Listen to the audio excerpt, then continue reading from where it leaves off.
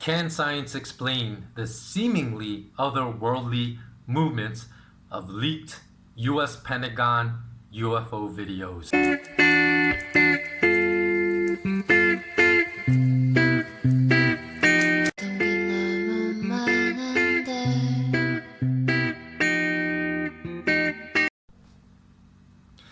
Welcome to another SK Wealth Academy video and podcast. And this will likely be the last podcast, at least for the next 2 or 3 months, that I'm going to post here on my YouTube platform. Remember that you can continue to receive content similar to this if you have enjoyed it, if you merely migrate over to rockfin.com, R like Richard, O like Oscar, K like Kingdom, F like Finance, I like Indigo, N like Nancy.com/SK Wealth Academy.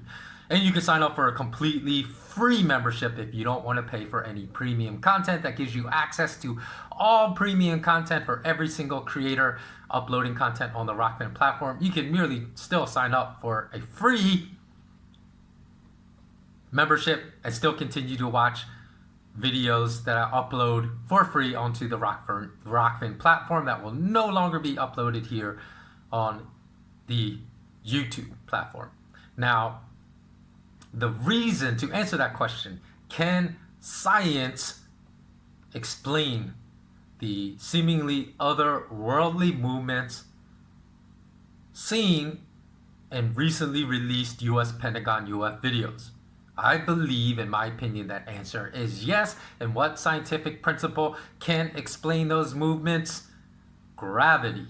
Now, you may say gravity, but if you are immediately, that is your reaction, what gravity, then you really need to stay tuned and watch the entirety of this video, because the only reason you would have such a reaction is that your comprehension of gravity is completely incorrect, and you probably think gravity is a force, whereas one of the most brilliant scientists in history proved that gravitational force does not exist 106 years ago. So before I get into what gravity actually is, let me start with a couple quick examples that helps you understand some of the underlying principles of gravity.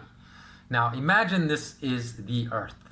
Okay, if you're listening to this just on a podcast, you can go to rockfin.com/SK Wealth Academy to watch the video, so you can see the video. You can see the visuals of what I am speaking about that are very important.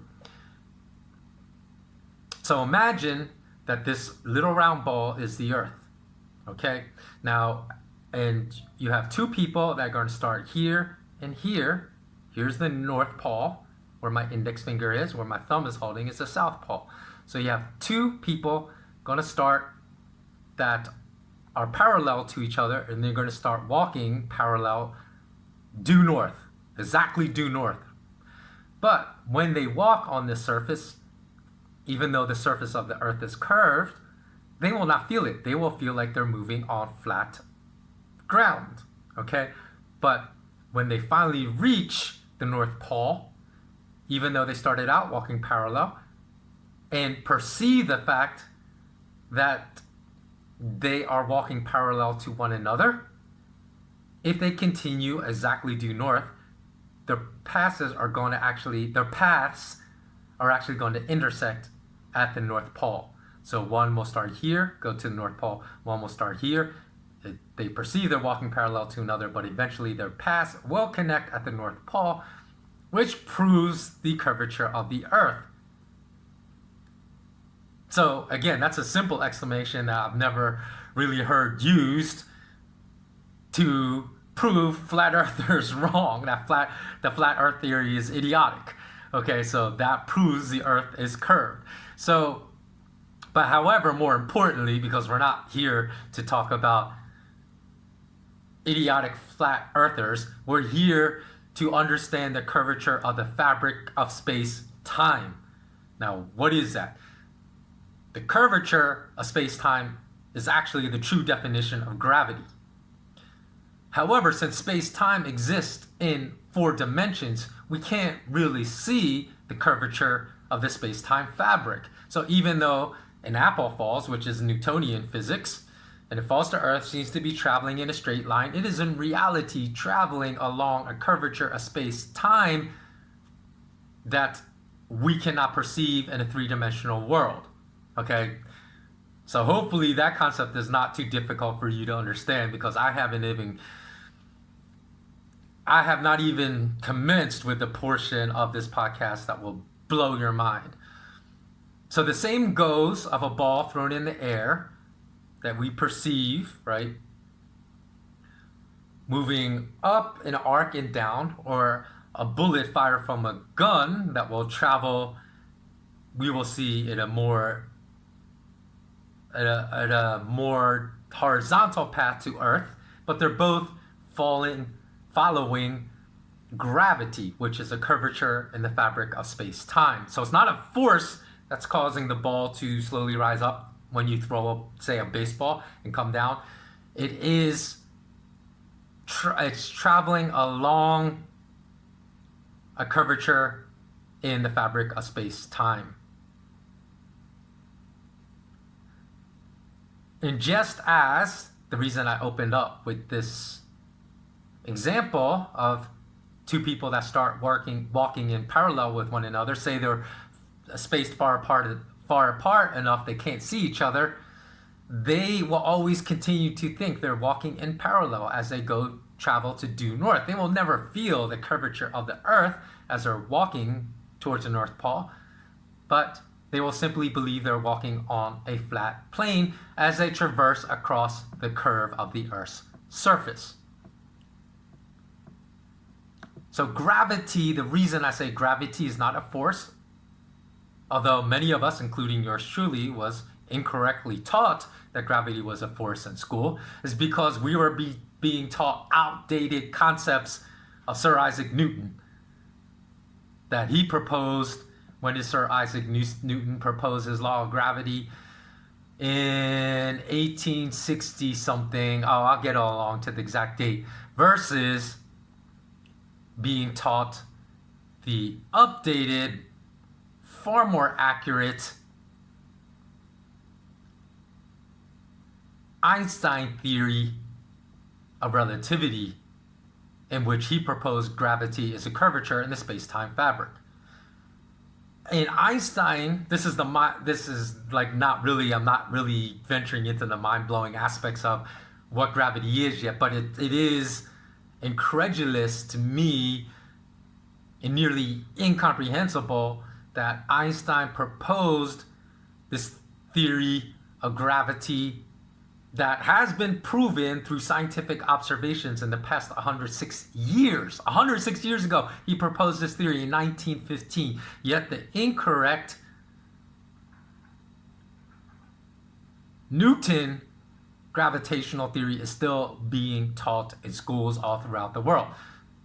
So I'm not saying his law of gravity is incorrect, but I'll get into the distinctions between what was wrong in Newton's belief about gravity versus Einstein's far more accurate proposition that gravity is not a force, but a curvature in the space-time fabric. So if you've ever read Einstein's theory of general relativity, you will know there is no such thing as gravitational force, even though today you will hear academics speak about gravitational force all the time. I'm sure you could go to YouTube, type in what is gravity. You will hear people talking about gravitational force. Even in 2021, though gravitational force is a concept that was made irrelevant and non-existent by Einstein's 1915 theory of general relativity. Now, let me give you another real-world example to explain the difference between force and gravity and why there's no such thing as gravitational force. If you ask someone what is an earthquake, no one that actually knows what an earthquake is would ever tell you that an earthquake is damage to infrastructures like crumbling bridges, crumbling buildings, cracks that appear in highways. No one would ever define those events as the very definition of an earthquake. Rather, they would describe an earthquake as a violent horizontal, vertical, or diagonal shift in tectonic plates in the Earth's crust that cause buildings and other infrastructures at the Earth's surface to collapse or shake. In other words, falling bridges and buildings and shaking infrastructures are a consequence of earthquakes, but not the definition of an earthquake. Likewise, because Newton explained gravity as a pull or force, he was wrong, even though thousands of people today, actually billions of people today, still discuss gravitational force.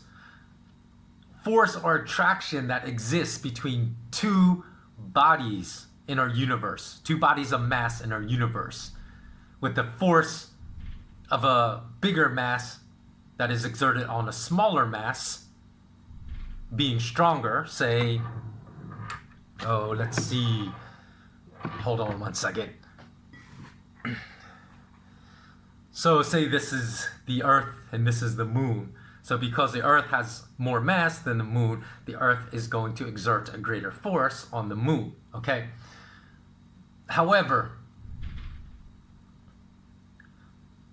the force is not gravity itself. Just as falling buildings are a consequence of earthquakes, but not an earthquake itself. And this much has been known since 1915. And the misconception of all of us that have studied physics in school and in academic classrooms, and that were taught that Newton's law of gravitation in 1869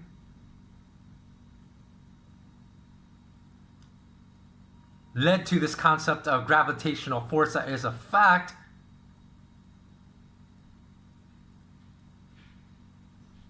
is just incorrect. Because a lot of people do not realize that Newton never explained how gravity worked. Because he did not understand exactly what gravity represented even in his law of gravitation. And he left that work up to Einstein. So his theories of gravitational principles, including gravitational force, were superseded and replaced in 1915 with Einstein's theory of general relativity. And because this misconception and Einstein's clarification is not well explained in academic classrooms today, or completely misrepresented in academic classrooms today, because I learned that gravity was a force, which is completely incorrect because gravitational force does not exist. Engineering students still graduate from universities today with that same false belief that gravity is a force. And sometimes, if you ask them what is gravity, they will simply give the definition of gravitational force, or the force of acceleration, of 9.81 meters per squared second at the Earth's surface, which also, technically speaking, is not exactly true. That the force of acceleration is a constant 9.81 meters per squared second at the Earth's surface. It's only 9.81 meters per square second within a vacuum. Because the curvature of space-time gravity slows down time at greater amplitudes away from a mass that creates and influences the curvature in space-time. And atmospheric resistance also becomes less at higher altitudes above sea level. So therefore, the force of acceleration is not this constant 9.81 meters per squared second at the Earth's surface. It's slightly more, say at the peak of Mount Everest or the top of Denali in Alaska than it is at the equator. So even the force of acceleration is affected by gravity. So therefore, the force of acceleration cannot be the definition of gravity. It is affected by gravity. So Einstein specifically stated in his theory of general relativity that gravity was an aspect of space-time and not a force. Let me repeat this because many of people still don't understand this today because of the miseducation they received in universities, high schools, postgraduate doctorate degrees. Gravity, Einstein postulated, which was, I'll talk about the proof of this theory that came after Einstein's postulations in 1915. Gravity was an aspect of space-time and not a force. So all scientists that study gravitational theory today will tell you that Einstein's postulated gravity theory is the most accurate one to date that should be universally accepted by everyone and not Newton's postulations about gravitation. So, what gravitation, how gravity works, right? Because I told you Newton even didn't propose how gravity works. Now, I'm going to discuss geodesics real quickly here, because geodesic is a term that defines the shortest distance between two objects or two places. In three dimensions, the geodesic is always a straight line. However, space-time is four-dimensional. So in space-time, for example, a wormhole would be a way to travel massive distances and to condense the amount of that massive distance into a very short distance. So therefore, the entrance and exit to a wormhole will not be a straight line, but would be exploiting the principles of gravity and the curvature of the space-time fabric to condense a very long distance in a three-dimensional world into a short distance in the four-dimensional world. Now, let me just represent to you the concept of a wormhole with a very simple illustration. Okay, so I'm going to show you very quickly how a wormhole works by taking advantage of gravity. So if we are trying to move from point A to point B here, and we're just moving in this fashion in three-dimensional space, you can see the distance is very long. But if we utilize a wormhole that exists in the curvature of the space-time fabric, so we fold it over, then all of a sudden we can see we can close the distance in three-dimensional space in four dimensions from being far apart to right next to each other. So then when we travel through the wormhole, we travel a very short distance. Now, the problem, according to quantum physicists at Harvard in 2019, said that even though the distance is greatly collapsed through a wormhole, they said quantum physics determines that travel through a wormhole is so slow that it would actually take you more time to get from point A to B, even though that distance has been collapsed, than it would be to travel at a much slower, at a much more rapid pace and a much longer distance outside the wormhole, because properties inside the wormhole are not the same as properties outside the wormhole.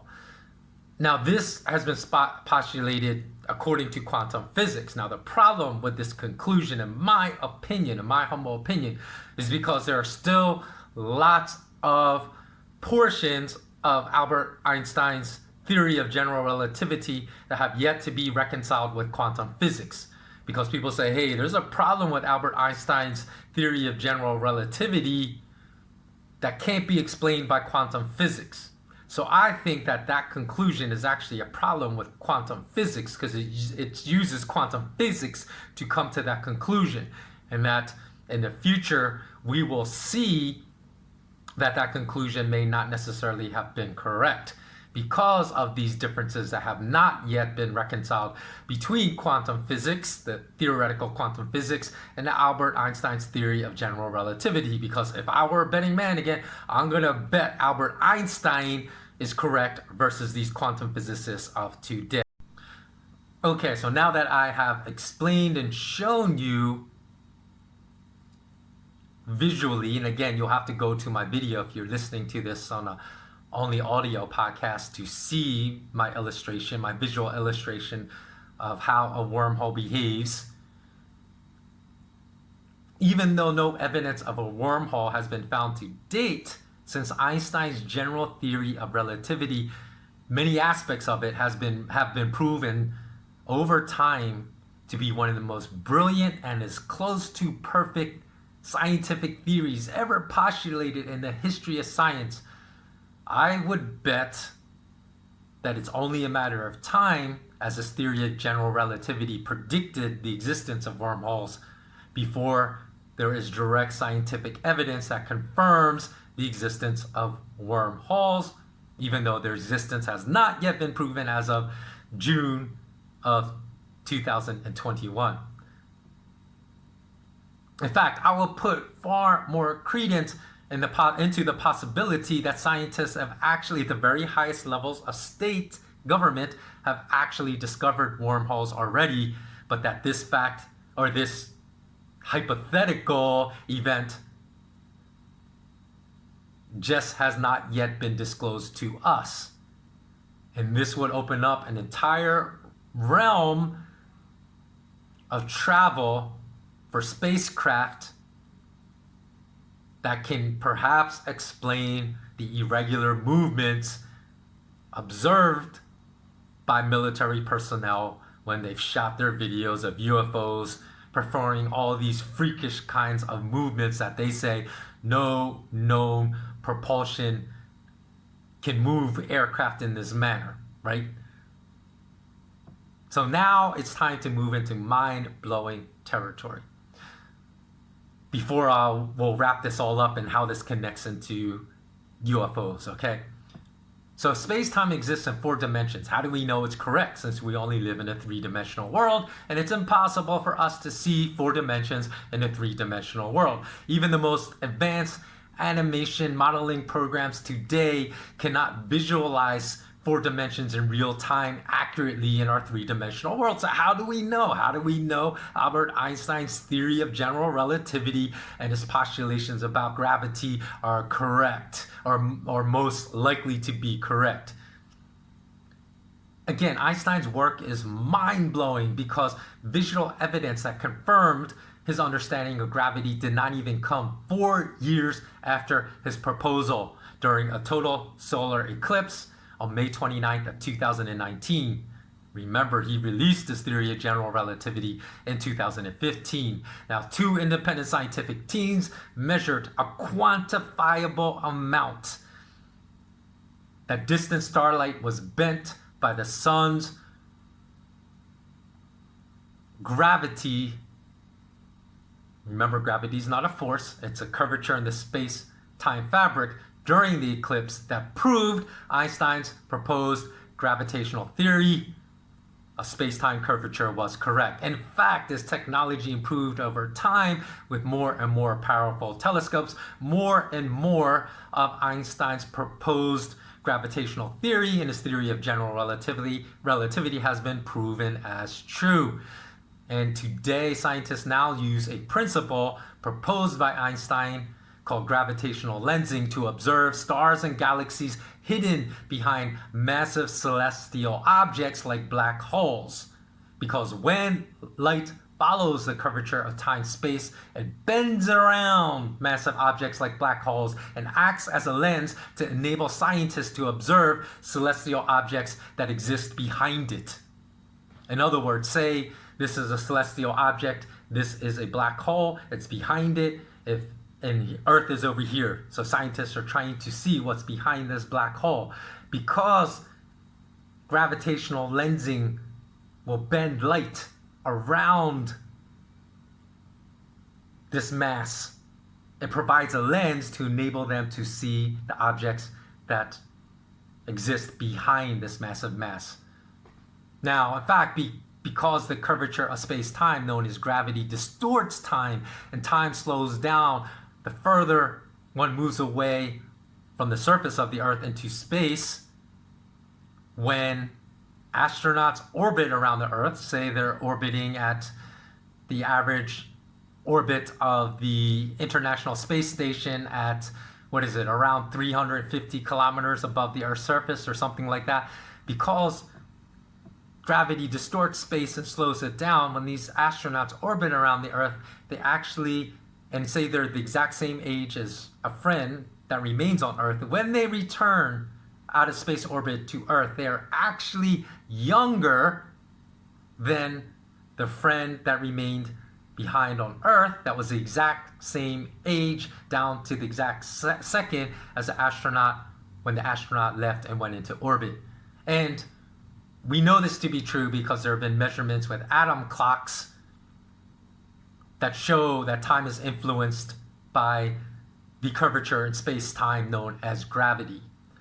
And though, again, when astronauts, going into space and orbiting is not a fountain of youth, because the difference in aging less when astronauts are in orbit are so negligible that orbiting space is definitely not a fountain of youth. However, this is the same concept which Christopher Nolan used in his film Interstellar, in which time differed so greatly depending upon gravity, the space-time curvature of different planetary systems that astronauts visited, and also a result of time dilation, which is also a consequence of gravity, of the curvature in space-time fabric. Time dilation is a principle that the faster you travel through space, the slower you travel through time. And these two aspects of gravitational principle proposed by Albert Einstein in his theory of general relativity give rise to the reasons why Matthew McConaughey was actually much younger than his daughter, who was only a little girl at the time Matthew McConaughey went into his space exploration mission when he returned to Earth. So that is the explanation. It is actually based upon the principles of gravity and the consequences of gravity, like time dilation. So what else do I want to... Oh, here's another mind-blowing aspect, that all objects that move along the curved path of space-time known as gravity also affect gravity. So they affect the curvature, and the curvature is not static but dynamic. So change is dependent upon the speed and the mass of the objects moving through gravity cause gravitational waves that distort gravity or the space-time curvature. Okay, so I'm going to show you how you may have seen the curvature in the space-time fabric illustrated and why it is wrong. So here you see a mass, a central mass in a bowl. You can see, right, that it's a bowl. And you can see the sides are curved here, right? It's curvature. So it shows you that the mass is creating a curvature in the space-time fabric, and if an object travels along the space-time curvature, that it will be drawn in to the bigger mass, right? So if I haven't glued, say, the object representing the Earth down, so it's going to knock it a little, but just imagine it remains stationary. So then it just flows down the curve, right? You see. And here's why that illustration is really a poor example of the curvature of space-time that is gravity.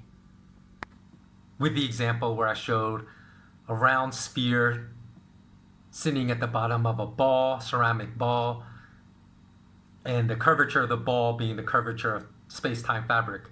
And then if you drop an object to the surface of the Earth, that the object actually travels along the space-time curvature and doesn't fall in a straight line, though we observe the fall as a straight line. If we're, say, just dropping something from a height of 100 meters to our surface, it looks like it's just traveling in a direct linear line, but it's really, because we can't see in 4 dimensions, understand it's traveling along the curvature of space-time known as gravity. Okay, so the reason why that example, which some of you may have seen before given as the correct definition of gravity, of what gravity is really a poor example is because it appears in that example that both Earth and the object falling to Earth exist outside of the space-time curvature, right? Because the space-time curvature is represented by the ceramic ball. But we have to imagine imaginary lines of space-time curvature that continue to pass through the smaller object that's falling to the Earth's surface, as well as that pass through Earth. Because in our universe, all celestial objects exist within the fabric of space-time, not outside of it. And that example seems to incorrectly imply that celestial objects exist outside of the fabric of space-time. That's incorrect. Everything exists within the fabric of space-time. So, and then also additionally, we can only see 3 dimensions in that example, the 3 dimensions of space. So the 4th dimension of time is not even represented. So that's why that example, while a lot of people say, oh, I understand gravity now. No. If you understand that example, you do not understand what gravity is, because gravity exists in 4 dimensions. And that example can only show 3 dimensions. So we must be very wary about that. Okay, so let me return to... And don't worry, if you're watching this video, everything is going, because I'm going to edit this video, so everything is in more linear order than the audio podcast. The audio podcast, the only thing that's out of order is my explanation of why that visual example of the ceramic ball and the curvature representing the gravity is a poor example, although it's a very highly frequently used example. So now I'm going to return to tell you just how gangster, how brilliant Einstein was. Because again, Einstein proposed in his theory of general relativity that existence of something that had never been observed called gravitational waves. And he said gravitational waves would distort gravity or the space-time curvature, and therefore gravity was dynamic and not static, and as objects move through the space-time fabric, they would cause ripples called gravitational waves. But all of his postulations had not yet been observed. And in fact, gravitational waves were not proven to be true until 100 years later, after Einstein's postulation, not population. So Einstein postulated this in 1915, but the first direct observation of gravitational waves occurred on September 14th, 2015, 100 years later at LIGO, the Laser Interferometer Gravitational Wave Observatory. And for this reason, that's also why I have a lot of confidence that wormholes predicted by Einstein's gravitational theory, though there has not yet been any direct observation of wormholes, actually exist. So another way to understand gravitational waves is the following. Space-time grips mass, telling it how to move. Mass grips space-time, telling it how to curve. So again, huge masses like the sun influence the curvature of gravity.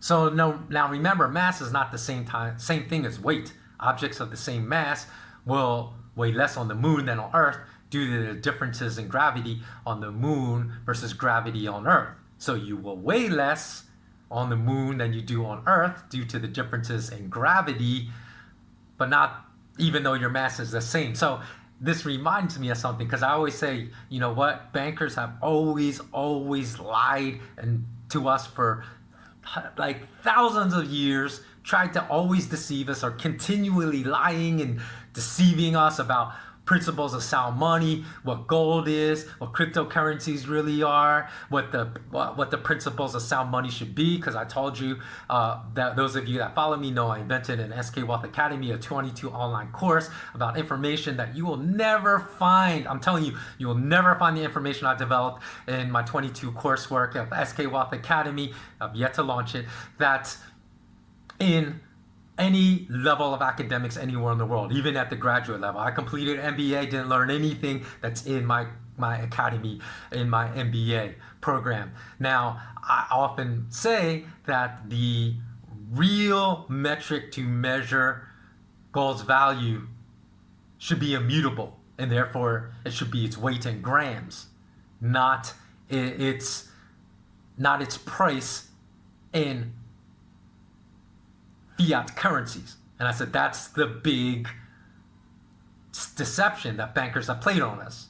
They want us to believe the value of gold is its fiat currency price rather than an immutable value. And I always said weight, it's weight in grams.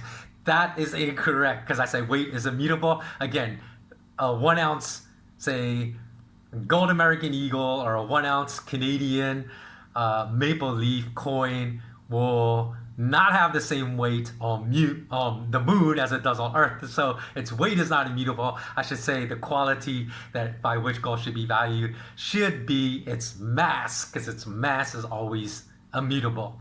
However, okay, that's a whole nother podcast for a different story, and it doesn't really change too much what I said about the real value of gold, because we're not traveling and spending gold on the moon or Mars or other celestial objects in our universe. So if you want to watch the rest of this 1 hour long video, please go to rockfin.com/skwealthacademy and become a premium member of my platform there.